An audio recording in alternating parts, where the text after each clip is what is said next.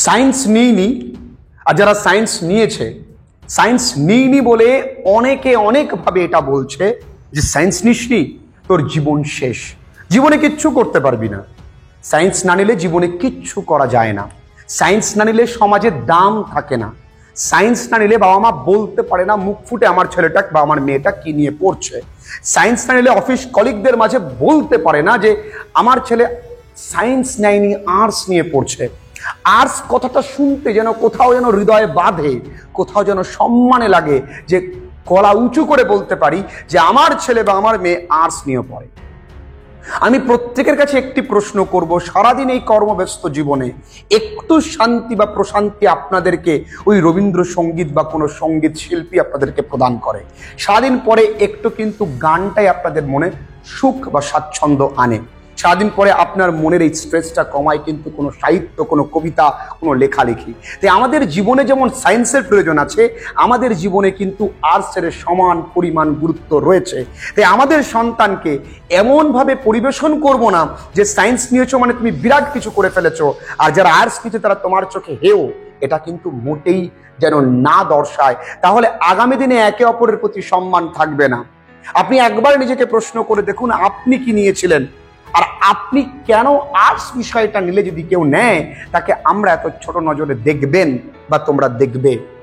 যেই ছেলে বা মেয়েটি সায়েন্স নিয়েছে তাকে যেই পরিমাণ এফোর্ট দিতে হয় ভালো রেজাল্টের জন্য, মানছি আর্টস নিলে হয়তো সেই পরিমাণ এফোর্ট দিতে হয় না, কিন্তু খুব ভালো রেজাল্টের জন্য একই এফোর্ট দিতে হয়। এবং আগামী দিনে চাকরির পরীক্ষার ক্ষেত্রে বা জীবনে দাঁড়ানোর ক্ষেত্রে যেই ছেলেটি সায়েন্স নিয়ে পড়েছে তাকে অবশ্যই আর্টস জানতে হবে, আর যে আর্টস নিয়ে পড়ছে তাকে সায়েন্স জানতে হবে। তাই একে অপরের পরিপূরক হয়ে থাকতে শিখতে হবে। তাই আর্টস যারা নিয়েছে তাদেরও প্রত্যেকটা সাবজেক্টের গুরুত্ব রয়েছে। আজ শুধু ইতিহাস ভালো করে পড়িয়ে বা জিকে ভালো করে পড়িয়ে খান স্যার সারা বিশ্ব জুড়ে বিখ্যাত। সুতরাং যারা সায়েন্স নিয়েছে তাদেরই বিশাল কিছু হবে বা অ্যাটিটিউড আসবে এমনটা নয়। আর্টস নিয়েও জীবনে কিছু করা যায়। প্রত্যেকটা আর্টসের প্রত্যেকটা সাবজেক্টের গুরুত্ব রয়েছে, সেটা ইতিহাস বলো, এডুকেশন বলো। তুমি শিক্ষকতা লাইনে যাবে, তুমি যে লাইন থেকে আসো না কেন তোমাকে এডুকেশন পড়তে হবে। তুমি সংস্কৃত, ভারতবর্ষের একটা প্রথম ভাষা, সেই ভাষা সম্পর্কে তুমি জানছো। জিওগ্রাফি জানছো, যেটা চাকরির পরীক্ষার ক্ষেত্রে কাজে লাগে। ইতিহাস জানছো, পল সায়েন্স জানছো, যেটা WBCS এ অনেকে অপশনাল হিসেবে রাখে। অ্যানথ্রোপোলজি, যেটা UPSC তে অনেকে অপশনাল হিসেবে রাখে। প্রত্যেকটা সাবজেক্টে কোথাও না কোথাও তোমার জীবন দর্শনে, তোমার জীবন চলার ক্ষেত্রে কখনো কখনো কোনো না কোনোভাবে কোনো জ্ঞান তোমায় কিন্তু ঠকাবে না, তোমাকে সাহায্য করবে। তাই হতে পারে ওরা সায়েন্স নিয়ে নিজেকে বিরাট বড় বড়াই করছে, কিন্তু তুমি আর্টস নিয়েও নিজেকে হীনমন্যতা একদম ফেলবে না।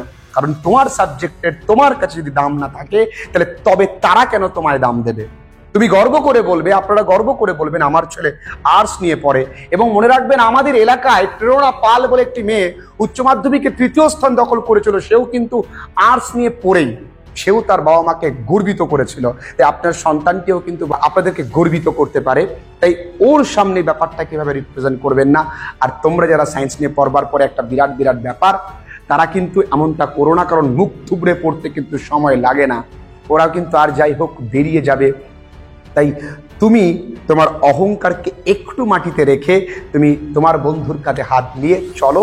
এটা বোঝো আমরা একে অপরের পরিপূরক, সবটাই আমাদের প্রয়োজন। জীবনে সমস্ত সাবজেক্টের সমপরিমাণ গুরুত্ব থাকে।